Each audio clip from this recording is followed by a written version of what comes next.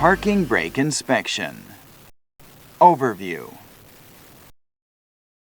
Whether the rear brakes are drum brakes or disc brakes, if the parking brake is a lever type and utilizes the rear brakes, the basic procedure for inspecting the parking brake is the same.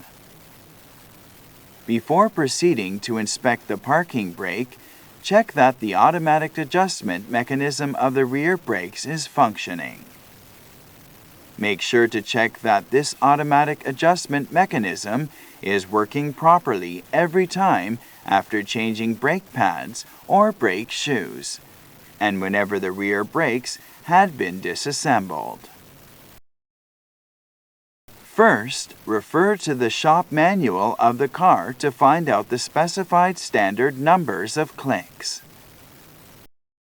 Pull the parking brake lever with the specified force and count the number of clicks.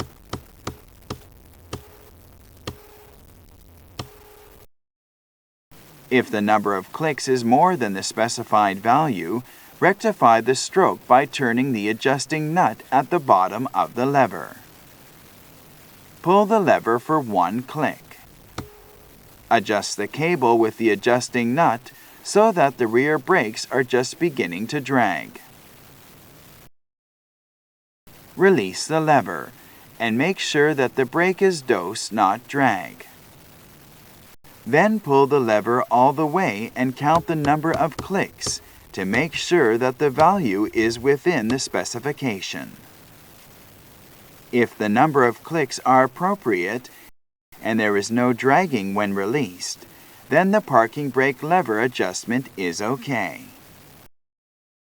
Ideally, a brake tester should be used to check the effectiveness of the parking brake.